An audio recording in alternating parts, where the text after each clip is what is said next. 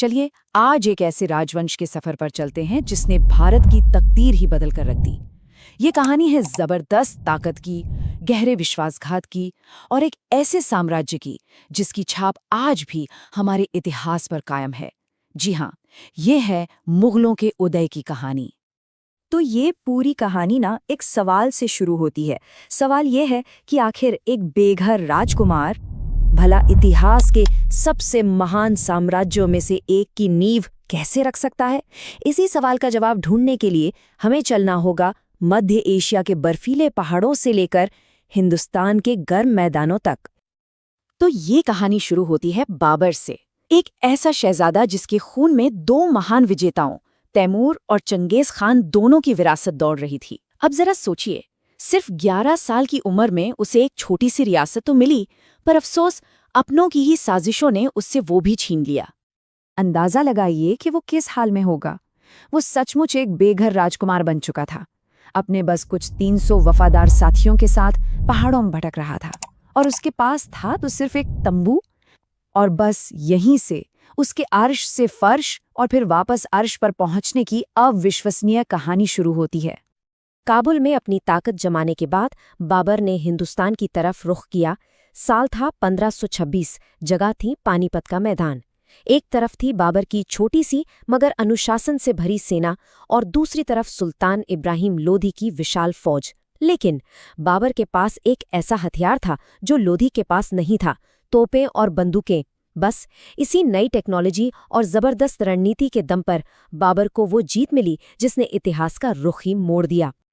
दिल्ली फतेह करने के बाद बाबर ने एक नए साम्राज्य की नींव तो रख दी, लेकिन 1530 में वो बीमार पड़ गया। अपने आखिरी वक्त में उसने अपने बेटे और वारिस हुमायूं को एक सलाह दी, एक ऐसी सलाह जो परिवार को एक रखने के लिए दी गई थी। लेकिन यही सलाह आगे चल के हुमायूं की सबसे बड़ी मुसीबत बनने वाली थी। देखिए, बाबर ने जो साम्राज्य हुमायूं के लिए छोड़ा था वो अभी बहुत नया और नाजुक था, और हुमायूं का दौर वो उथल-पुथल और मुसीबतों का एक ऐसा दौर साबित हुआ जिसने मुगल सल्तनत के सपने को लगभग खत्म ही कर दिया था। तो सवाल ये है कि हुमायूं ने सब कुछ गंवाया कैसे? इसकी कहानी 4 हिस्सों में है। पहला, उसके अपने ही भाइयों ने उसके खिलाफ साजिशें की, वही भाई जिन्हें उसने अपने पिता के कहने पर माफ कर दिया था। दूसरा, उसी वक्त शेर शाह सूरी जैसा एक जबरदस्त अफगान जनरल ताकतवर बनकर उभरा। तीसरा, इन दोनों ने मिलकर हुमायूं को हराया और उसे हिंदुस्तान छोड़ने पर मजबूर कर दिया। और आखिर में उसे पूरे 15 साल एक ऐसे बादशाह की तरह गुजारने पड़े जिसके पास कोई सल्तनत नहीं थी।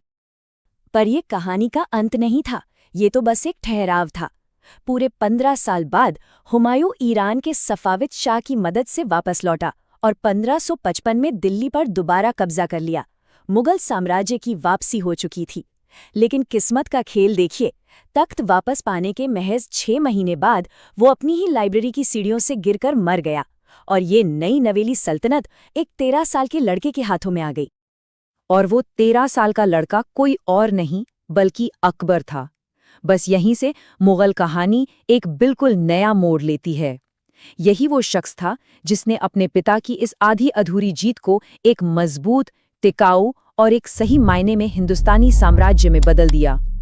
तो सवाल ये है कि अकबर ने ये किया कैसे? देखिए, अकबर की असली जीनियस उसके एडमिनिस्ट्रेशन मतलब शासन करने के तरीके में थी। उसने एक सिस्टम शुरू किया जिसे कहते हैं मनसबदारी सिस्टम। ये बड़ा कमाल का सिस्टम था। इसमें अफसरों को रैंक उनके जन्म से नहीं बल्कि उनकी काबिलियत से मिलती थी। हाँ, उन्हें सैलरी के बदले जमीनें यानी जागीरें दी जाती थीं, लेकिन वो जमीनें उनके बच्चों को विरासत में नहीं मिल सकती थीं। इससे ये पक्का हो गया कि कोई भी सरदार बहुत ज्यादा ताकतवर न बन जाए और सब सीधे बादशाह के वफादार रहें। लेकिन अकबर का असली जादू तो लोगों को जोड़ने में था। उसने राजपूतों के साथ रिश्ते बनाए, कहीं शादी करके तो कहीं दोस्ती करके। उसने गैर मुसलमानों पर लगने वाला जजिया टैक्स हटा दिया। इतना ही नहीं, हिंदू भावनाओं का सम्मान करते हुए उसने गाय जैसे पवित्र जानवरों को मारने पर भी पाबंदी लगा दी। बस इन्हीं सब नीतियों ने मुगलों की छवि को विदेशी हमलावरों से बदलकर हिंदुस्तानी शासकों की बना दिया। अकबर की सोच सिर्फ सियासत और जंग तक ही नहीं रुकी, वो धर्म और अध्यात्म के सवालों में भी गहरा इंटरेस्ट लेता था। उसने दीन इलाही नाम से एक नया फलसफा शुरू किया, जो इस्लाम, हिंदू, पारसी और ईसाई धर्म मतलब सभी धर्मों की अच्छी बातों का एक मिक्सचर था। ये एक बहुत बड़ा और साहसिक कदम था, जो दिखाता है कि वो वक्त से कितना आगे की सोचता था। अकबर के बाद जो साम्राज्य बना वो बहुत मजबूत और दौलतमंद था। फिर दौर आया जहांगीर और शाहजहां का। इस दौर को अक्सर मुगलों का गोल्डन एज यानी स्वर्ण युग कहा जाता है। लेकिन इस बेमिसाल शानो शौकत और कला के पीछे एक बहुत ही स्याह सच भी छिपा था, और वो सच था तख्त के लिए होने वाला खूनी संघर्ष। ये एक ऐसा सिलसिला था जो रुकने का नाम ही नहीं ले रहा था। पहले शहजादे सलीम यानी जहांगीर ने अपने पिता अकबर के खिलाफ बगावत की, फिर जहांगीर के बेटे खुर्रम यानी शाहजहां ने अपने पिता के खिलाफ बगावत की, और फिर शाहजहां के अपने ही बेटों ने तख्त के लिए एक भयानक जंग छेड़ दी। मतलब बेटों का अपने ही बाप के खिलाफ बगावत करना जैसे एक रिवाज बन गया था। बिल्कुल वही कहावत, जैसा बोओगे वैसा काटोगे। ये एक कड़वा सच है जो मुगल सल्तनत की कहानी में बार बार लौट कर आता है।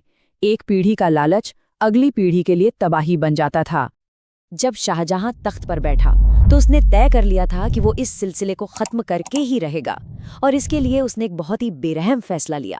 अपनी गद्दी को महफूज करने के लिए उसने अपने भाई और तख्त के बाकी सभी दावेदारों को मरवा दिया। ये क्रूर कदम था, इसमें कोई शक नहीं, लेकिन इसी कदम ने उसके दौर को एक ऐसी स्टेबिलिटी, ऐसा स्थायित्व दिया जो पहले नहीं था, और इसी शांति के माहौल में जन्म हुआ कला और आर्किटेक्चर के उस सुनहरे दौर का।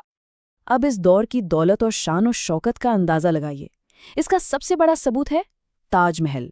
अपनी बेगम मुमताज महल की याद में बनवाई गई ये खूबसूरत इमारत, और इसकी लागत उस जमाने के 50 लाख रुपए। लेकिन रुकिए, बात यहीं खत्म नहीं होती। शाहजहां ने अपने लिए इससे भी ज्यादा शानदार चीज बनवाई थी, मशहूर तख्ते ताउस यानी मयूर सिंहासन। हीरों और जवाहरात से जड़ा ये तख्त इतना कीमती था कि इसकी लागत थी 1 करोड़ रुपए, मतलब ताजमहल से भी 2 गुनी। बस इसी से उस साम्राज्य की दौलत का अंदाजा लगाया जा सकता है। तो कुल मिलाके हम क्या देखते हैं? एक तरफ है बेमिसाल खूबसूरती, कला और आर्किटेक्चर, और दूसरी तरफ है उसी तख्त के लिए परिवार में ही हुआ खून खराबा। यही मुगल सल्तनत का सबसे बड़ा विरोधाभास है। तो आखिर में एक ही सवाल बचता है कि क्या इतनी बड़ी महानता की कीमत यही होती है?